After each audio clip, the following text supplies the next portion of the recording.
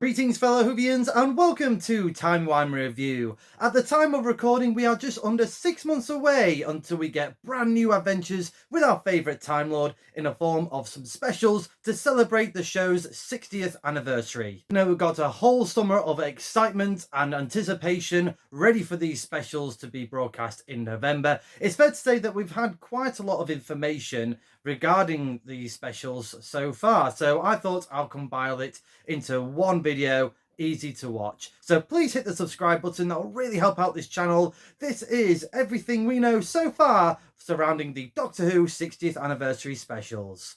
I can't believe it's been over a year since it was announced that David Tennant and Catherine Tate, pretty much one of my favourite Doctor and companion pairings in the history of modern Doctor Who, are going to be reunited one more time for one adventure for the specials. So obviously we know that Catherine Tate will be returning as Donna Noble, but it was a bit sort of skeptical on where David Tennant will be fitting in these specials. Was it going to be going back in time before the Dr. Donna meta crisis, or is it going to be a brand new adventure tailing on from the 13th Doctor? Well, that particular question looked to have been answered in the previous special, The Power of the Doctor, where we saw Jodie Whittaker regenerate into David Tennant, and pretty much indicating that it's a brand new incarnation of the Doctor. But it's not just David Tennant and Catherine Tate making their returns. Oh no, we've got more characters making a comeback for these Doctor Who specials, including Sylvia Noble, Donna Noble's mum, played by Jacqueline King, Carl Collins as Donna's husband, Sean Temple, and the late great Bernard Cribbins making his final performance, televised performance, as the legendary Wilfred Mott. I really do hope that they manage to film as much as they possibly can, or at least the scenes that they needed for Wilf in these in this special. Truly, obviously, he's gone, but never ever forgotten. It's going to be still heartbreaking to see Bernard Cribbins one more time as well. There's not just returning characters for these specials, there are brand new characters, including guest star Neil Patrick Harris, as well. It's still not been 100% confirmed. Obviously a legend in his own right, with Starship Troopers, Doogie Howser, and of course How I Met Your Mother as Barney, but here it's still undisclosed who is going to be in Doctor Who. The rumour is that he's going to be the toy maker, the celestial toy maker that we saw battling it out with the first Doctor, William Hartnell, in the toy maker back in the 60s, but that's still yet to be confirmed. What is confirmed is Yasmin Finney, who is going to be Donna and Sean's daughter, Rose Temple Noble. Yasmin has become a very popular rising star since her stint in the Netflix teen drama Heartstoppers, and also she has just made the cover of the latest Doctor Who magazine, and a very good cover that is indeed. Ruth Madeley as Shirley Ann Bingham. Not much has been revealed about this character so far, but if you are not very familiar with Ruth's work, I do highly recommend that you check out the drama Don't Take My Baby, in which she was nominated for a BAFTA, and it did get a BAFTA. The miniseries itself got a BAFTA back in 2016 for Best Screenplay. Yeah, very much looking forward to what Ruth brings to the table. She's also been in Years and Years in that miniseries, and of course has not been unfamiliar with Doctor Who before, being in the Big Finish audio dramas for Doctor Who alongside the Sixth Doctor, Colin Baker. Last but not least is Ronak Patini as Major Singh. Now, we're sort of speculating that there's going to be involvement with UNIT as part of these specials. We do know that Gemma Redgrave is going to be returning as Kate Stewart in Series 14 of Doctor Who in 2024, but it could be that they could be making an earlier sort of return in these specials. So it'd be really cool if that happens. A lot of other names have been rumoured around involving in these specials, including Bonnie Langford as Mel, as there was a bit of dialogue that was leaked out earlier this year, and the name that was dropped was Mel. So whether they are actually referencing this former companion to the Doctor, Again, who knows? And also, there's always speculation whether some more Doctors are going to return, including Peter Capaldi and Matt Smith. Now, Peter Capaldi has recently said that he is not going to be involved in these specials, but as the great River Song once said, the Doctor always lies. So, and we've always seen that before. I remember Paul McGann being at a Comic-Con last year and saying, "Nope, I'm not involved with the special, The Power of the Doctor." And look what happened there. So, never say never in this game. But one Doctor we do know is going to be involved in these specials is Ncuti Gatwa.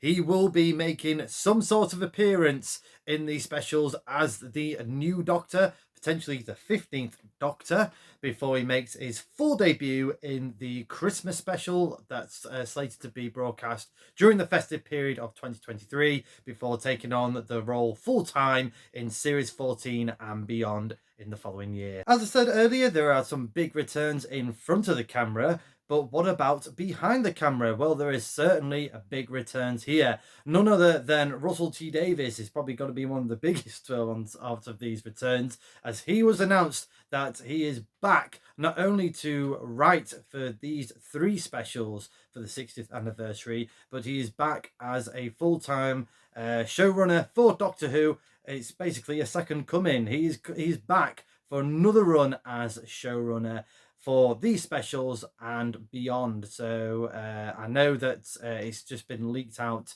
earlier today at the time of recording that they are rumoured to be putting some ideas for Series 15 in 2025. I can't believe we're sort of thinking of that far ahead. And Russell T Davies has certainly been busy getting the band back together, as Phil Collinson is going to be returning as the producer, and Murray Gold, who will be making a return back to Doctor Who as composer. Obviously, he was there during Russell T Davies's first run as Doctor Who showrunner, and now he's making a return once more, bringing back some more iconic music for the 60s specials, and of course, brand new music for Beyond. They will be working alongside former executive producer of Doctor Who, Julie Gardner, and former BBC head of drama, Jane Tranter, who have now formed a brand new studio and brand new partnership, Bad Wolf Studios, which also has a stake from Sony Pictures. They've got a stake into the company as well. So there's quite a bit of big clout going on already for Doctor Who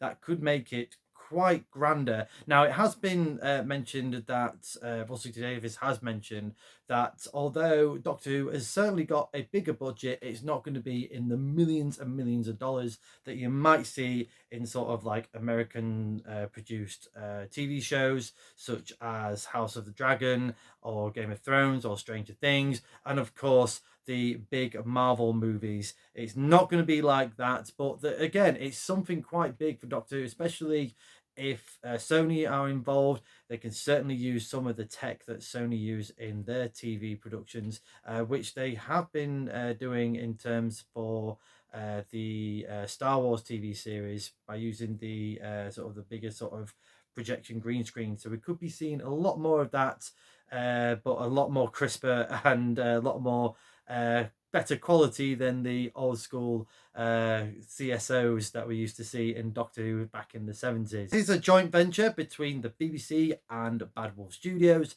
They're the ones solely in charge of Doctor Who for the 60th anniversary specials and beyond. But on a more global scale, we have learnt that Disney Plus will be broadcasting Doctor Who outside the UK for everyone else to see for the 60th anniversary specials and into Series 14 and beyond. And yeah, it's a bit of a scary move, this. You know, it's one of those exciting but slightly nerve-wracking moves.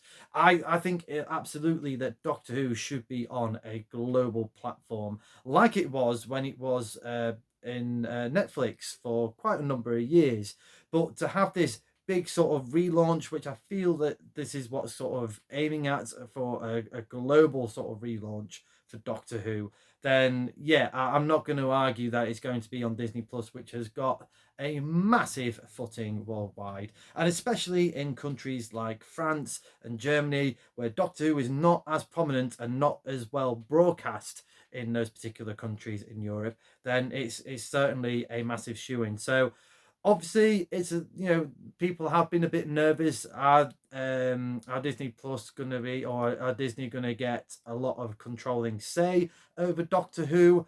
The answer at the moment is no. Everything can change, but it's a definite no at the moment. It's still going to be a British made show. They might have their own opinions and they might want to inject some of their sort of thoughts and ideas in sort of how the show should be presented in terms of maybe the marketing and advertising campaigns, which is fairly so. I know that Disney have injected some money into this project, but where that sort of lies in, I don't know. Again, that could be just for marketing reasons. Just in case you were worrying, UK fans, don't worry. Doctor Who is staying on the BBC. It will be on BBC One and BBC iPlayer. It's just outside the UK and Ireland. Just outside the UK, I should say, that Doctor Who will be on BBC Plus.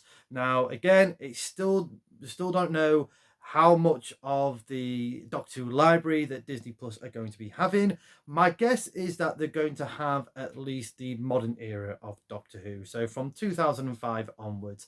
Whether they want to have the classic series as well, again, remains to be seen. I very much doubt it at the moment. Maybe they'll not even be able to, because obviously it's clearly in the hands of ITV, with ITVX here in the UK as a premium subscription, and of course BritBox worldwide. So I'll be very surprised if it leaves those streaming platforms anytime soon, and I'll be quite surprised if Disney Plus wants the classic series of Doctor Who as well. Back to the confirmations, and we know that there are going to be three 1-hour specials, and the titles were revealed a few weeks ago. So special one is going to be called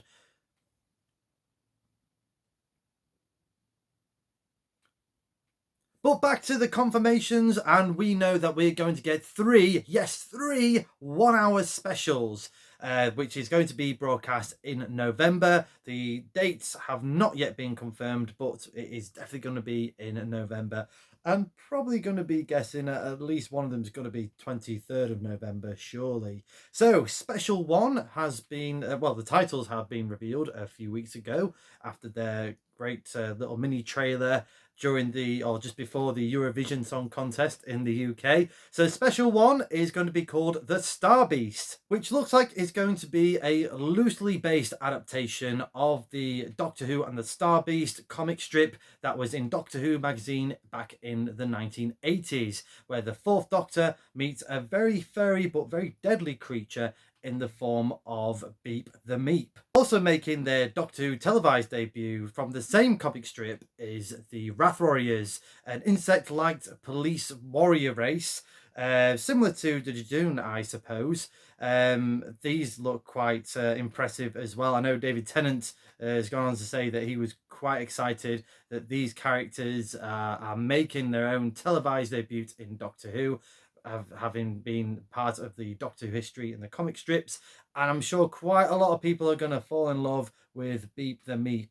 And I'll have to say, the last trailer that we saw, where we see Beep getting his eye poked by Donna, and the production value for these specials look amazing. Obviously, this is something that we've been seeing in the previous era of Doctor Who under Chris Chibnall and Jodie Whittaker, and yeah, the bar is continuing to be raised. So it's really good to see that quality on camera, and the cinematography is continuing. Obviously, we need the quality in the writing as well. A lot of mystery is surrounding the other two titles for these specials. Special 2 is called Wild Blue Yonder, and it's kind of based on this song about the naval army, I suppose, potentially. Correct me if I'm wrong in the comments. Which is kind of leading to this potential musical episode of Doctor Who. But then again, there was also rumours that there could be a potential musical episode in series 14 of Doctor Who. So again, lots of mystery. People are quite quite a lot of Whovians are quite fascinated with that particular title and thinking this could be rumored as kind of like the Empire Strikes Back in this trilogy of specials. It could turn quite dark and quite sinister, and sort of like, you know, a lot of peril could be happening in this particular special. And special number 3, which has got a lot of people scratching their heads, called The Giggle. Was not expecting this to be a title of a 60th anniversary special, let alone a title for a Doctor Who episode. But why not?